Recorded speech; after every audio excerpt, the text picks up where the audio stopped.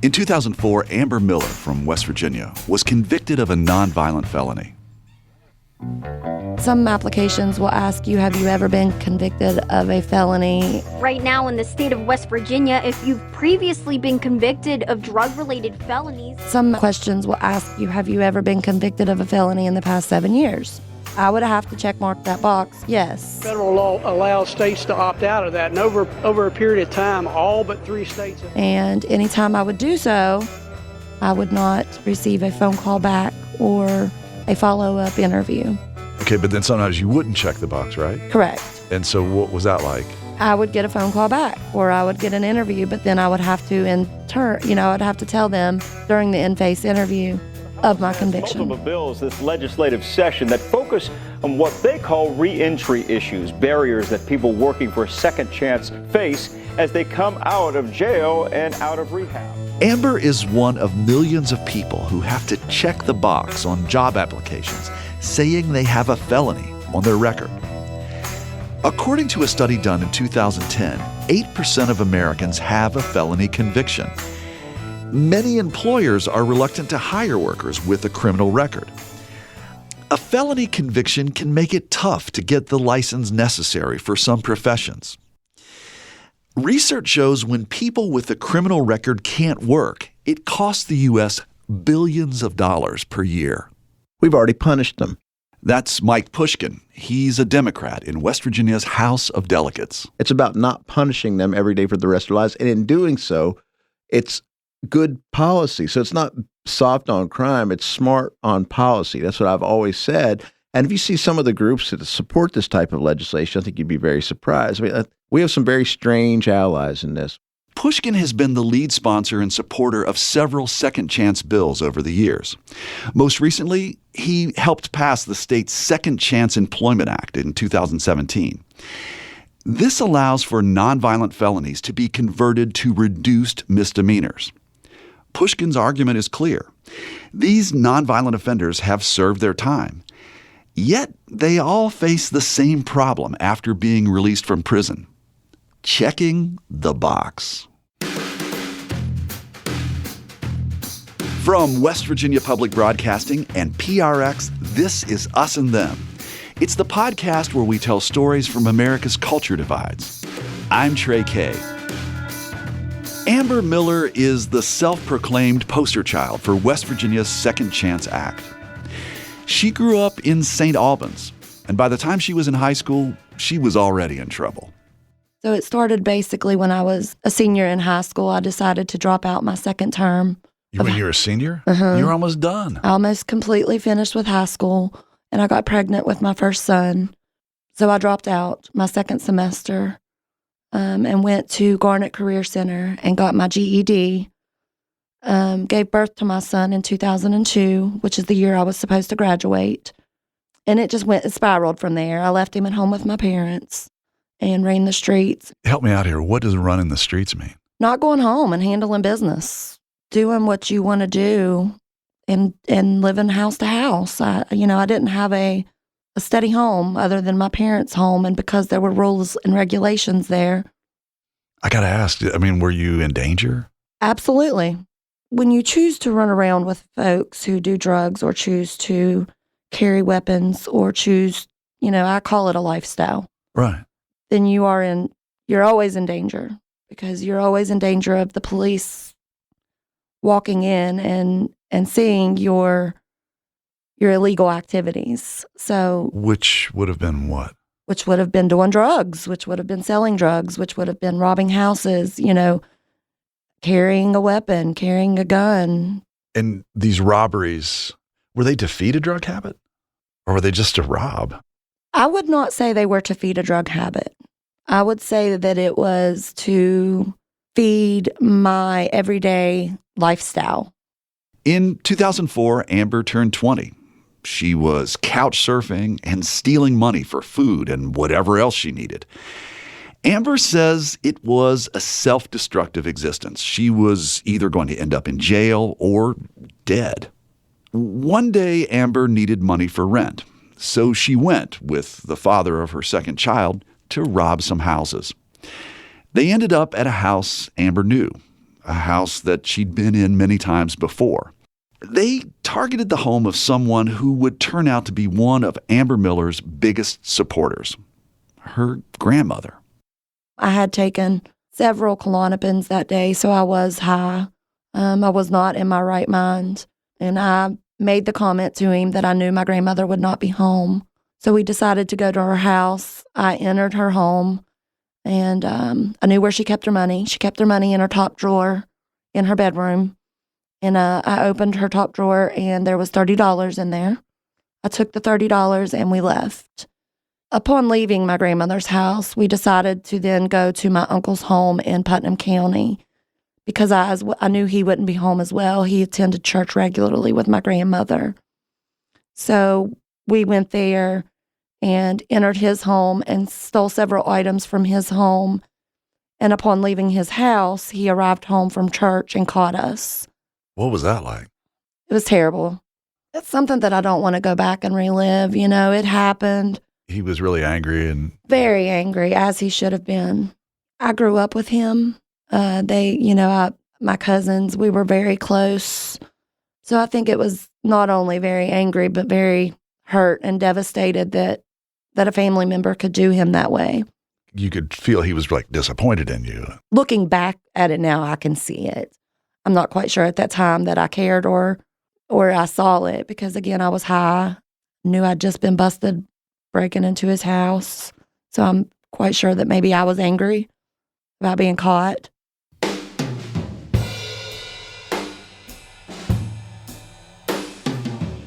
Amber's uncle pressed charges against her. The crime was a felony, daytime burglary. But the judge in Putnam County, where Amber's uncle lived, gave her a break. He dropped the charge of one misdemeanor count of conspiracy to commit petty larceny. Nearly a year later, Amber was pulled over in Kanawha County. Police found guns and drugs in her car. The Putnam County judge who'd given her a break was not pleased. He ruled that Amber would serve 1 year on the felony charge in Western Regional Jail. The Kanawha County judge said Amber would serve her time at a different facility. Judge Irene Berger in Kanawha County, when I was sentenced for my felony, which was daytime burglary, decided to sentence me to the Anthony Correctional Center, that he would then in turn allow me to run that concurrent, allow me to leave Western, finish out my 1 year sentence at the Anthony Correctional Center. Amber told me once she was behind bars, she quickly realized the friends she'd run with on the streets weren't really her friends at all. They all vanished. But there was one person who stood by her while she served her sentence. My grandmother got me through my incarceration. She wrote me weekly, if not twice a week, 3 times a week. That's right, Amber's grandmother, one of the victims of her crimes. She raised me to know Jesus and God, and that is what got me through, is her writings and her cards and her letters describing to me that I am able to receive forgiveness for this and that she has already forgiven me for the mistakes that I made. Amber Miller followed the program at the Anthony Correctional Center, eventually phased out, and was released. But that's just the beginning of the story.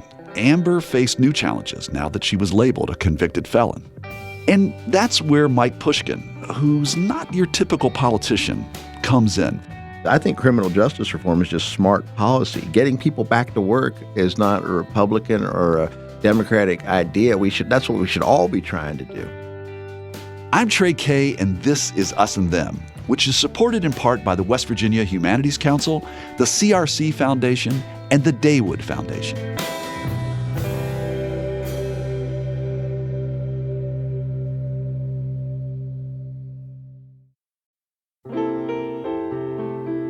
Music lifts us up and brings us together, even when we can't get together in person. Mountain Stage brings you live performances on the air, online, and in our podcast. They remind you how it feels to be in a live audience listening to live music. This is Larry Gross, host of Mountain Stage.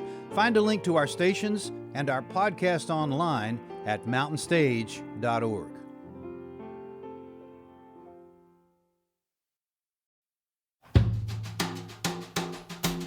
This is Us and Them. I'm Trey K. Today we're looking at one of the challenges for convicted felons after they serve their time. That's finding work. For Amber Miller, a felony robbery charge changed everything. She served her sentence in West Virginia's Anthony Correctional Center, a youthful offenders program for inmates between 18 and 25 convicted of a felony. This unique facility offers educational and vocational programs, real-life job training, and drug counseling. When she was released, it was time to start all over again. What was it like getting back to being a law-abiding, tax-paying citizen? It was difficult. I started out getting a job at the Dairy Queen there in the town center mall. I took the steps I needed to get on my feet, obtain an apartment for me and my boys, and put myself in a position where I could keep my kids and have our own roof over our head. So I did that through serving at tables. Throughout the years, I started applying at other positions that would give me a higher pay raise. It's the applications that got me, because when I would fill out an application and I would check mark the box, I'm a felon, I would never hear anything. But if I wouldn't, I would hear something back, and then I would just have to explain it once I was given the opportunity to either have a face-to-face interview or an over-the-phone interview. But it was year after year after year that I was finding it very difficult to support me and my 2 kids as a single mother without the assistance of the state of West Virginia.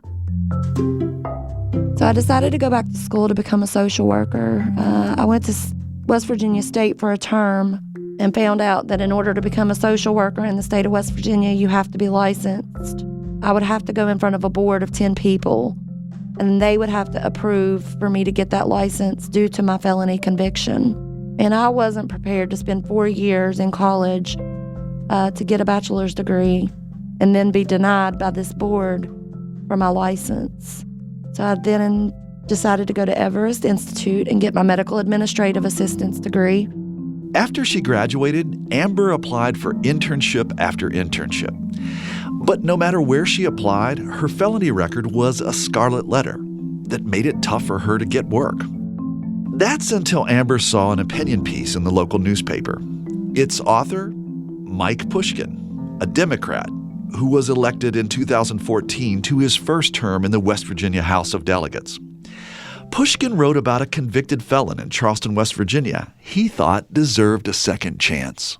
I don't really recall how I got in touch with him, but I did. And I told him, I said, I'm your poster child for this second chance. You said just that? Yeah. I said, what do I need to do? Well, you said, I'm your poster child? Yeah. What do I need to do to get this bill passed?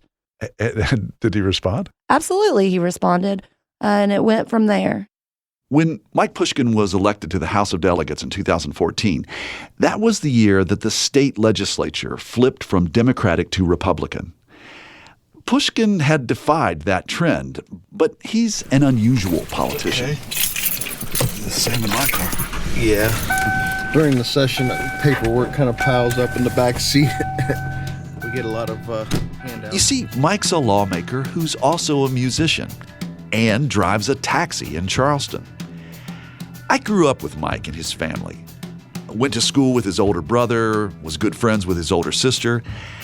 I'd lost track of Mike over the years.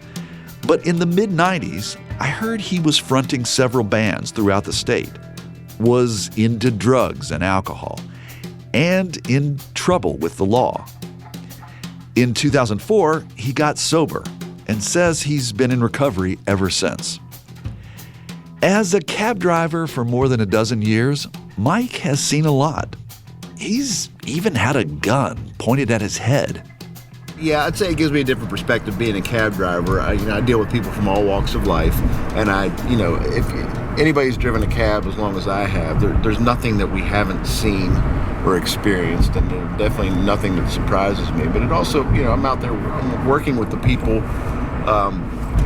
in my district every day, and often, it's the people who rely on public transportation too.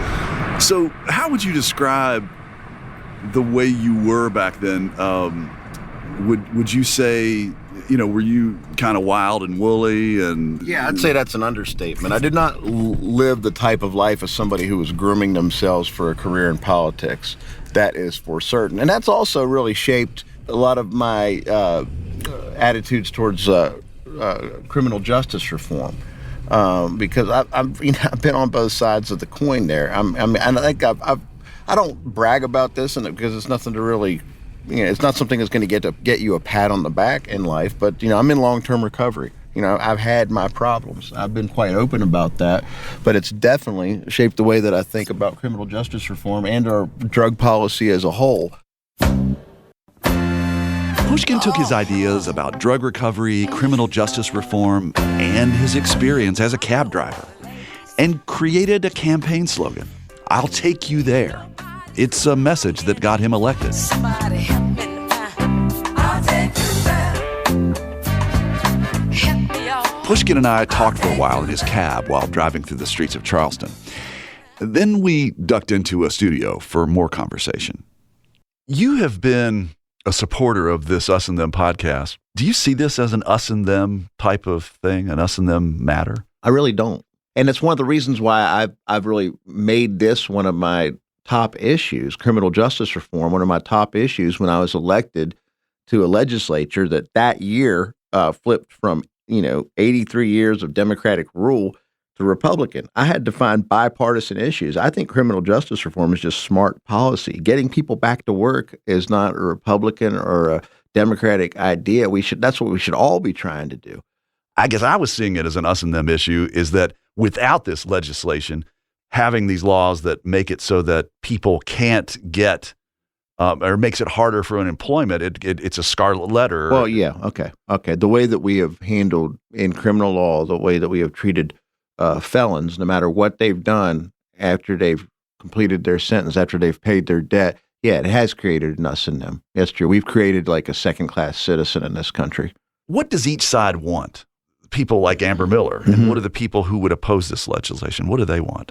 I think what the people who could benefit from this, they just want normal lives, I think. They want to be able to get to work in their field. Some of them have gone back to school and gotten degrees and are working in fields where they can't get licensure because of the mistake that they made sometimes, 10, 20 years ago.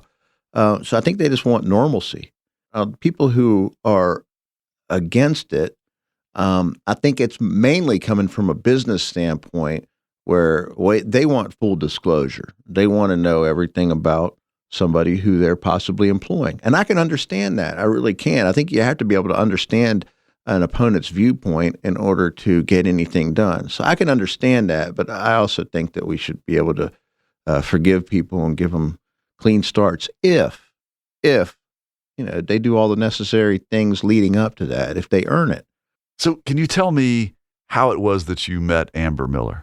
When I first introduced the Second Chance for Employment Act back during the 2015 session, I believe, there was a news story, I believe, on one of the local TV stations about it, and I wrote an op-ed about it. I was trying to drum up public support for it, and when you get public support, often you get support in the legislature too.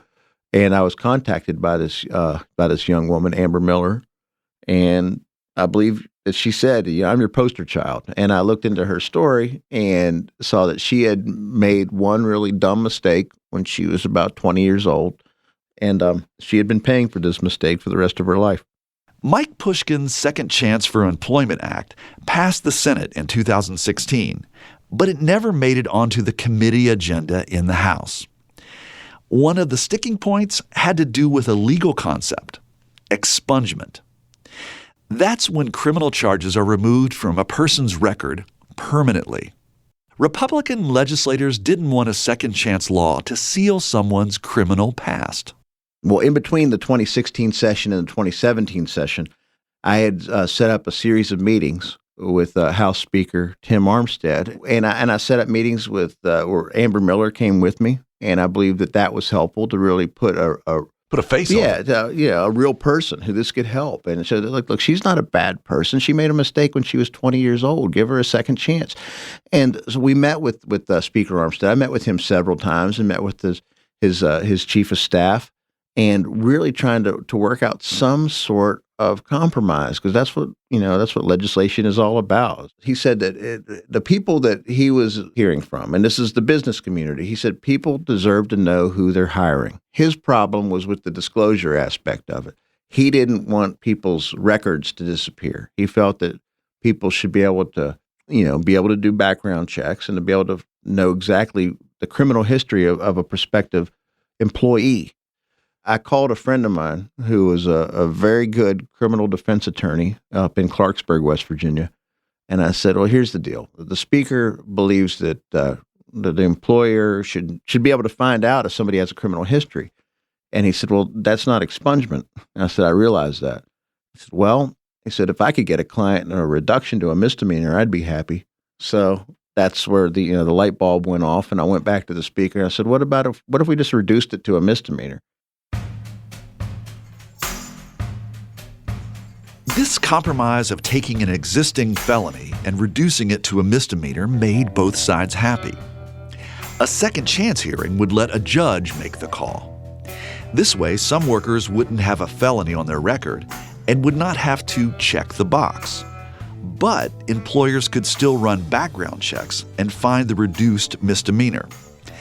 The Second Chance for Employment Act passed through the legislature in 2017 and is now law.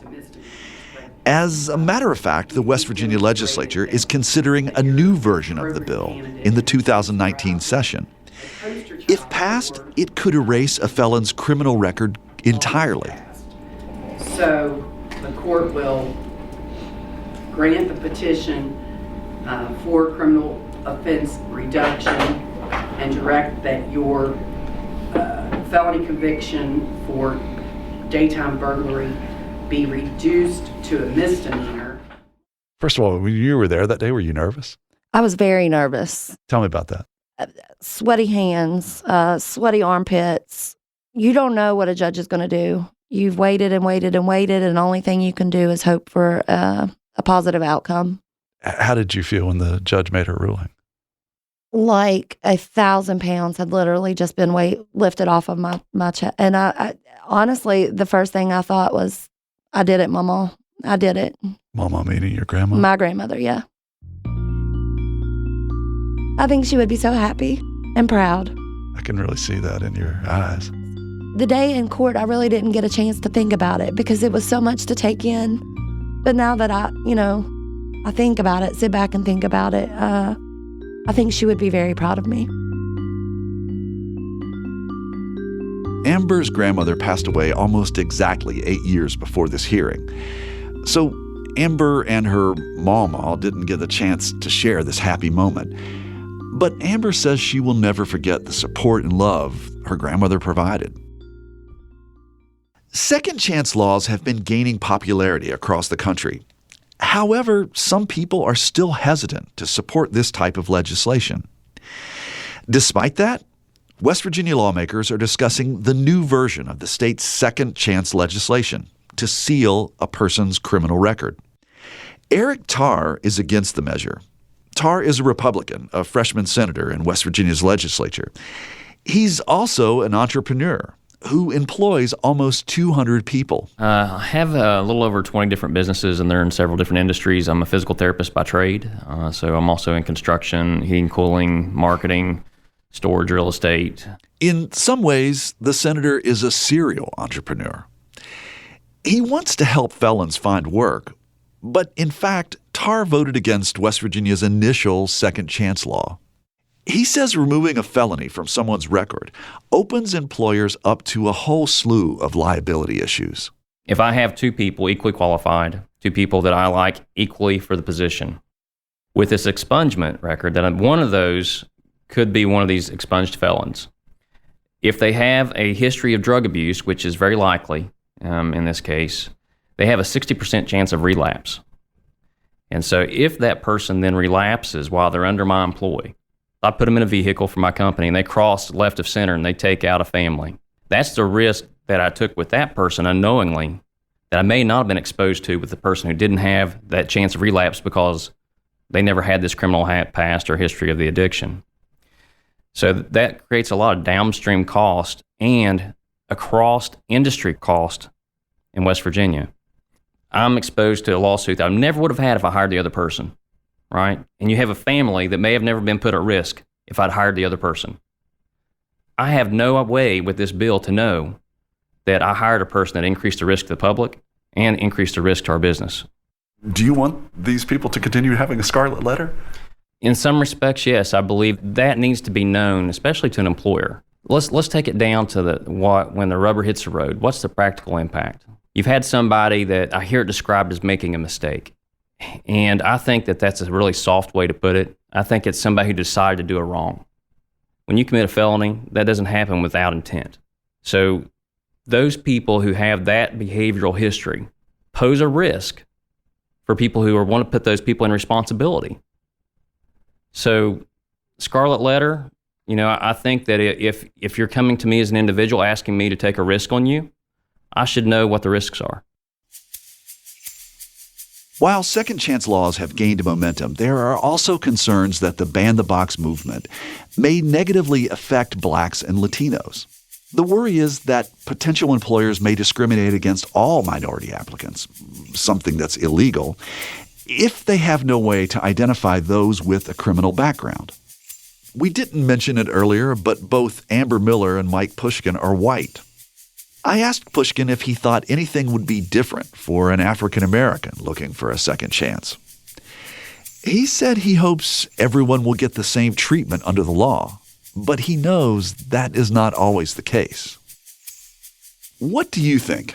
Should people who've committed crimes in the past but who've significantly turned their lives around be given an opportunity for a second chance and have their felony records changed to a misdemeanor or maybe completely wiped clean? Are you a business owner or employer who feels exposed to risk when a potential employee's criminal history is withheld from you? Let us hear from you on Facebook or Twitter at @UsAndThemPodcast or email Trey at usandthempodcast.com. Remember, write out us, A-N-D, them.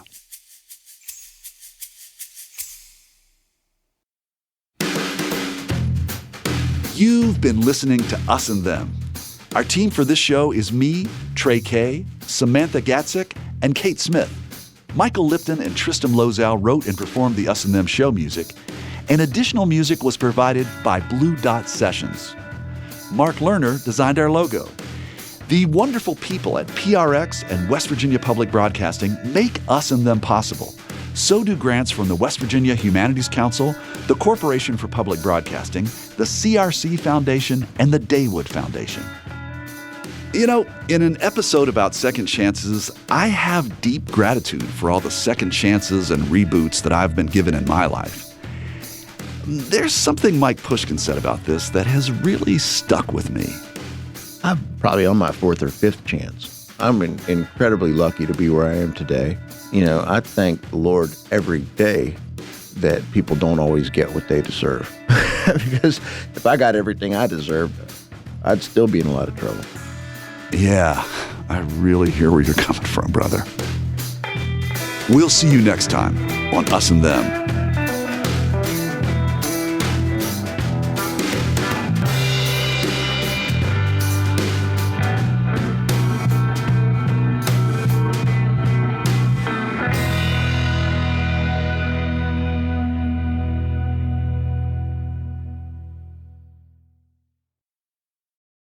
Support for this podcast comes from the Corporation for Public Broadcasting.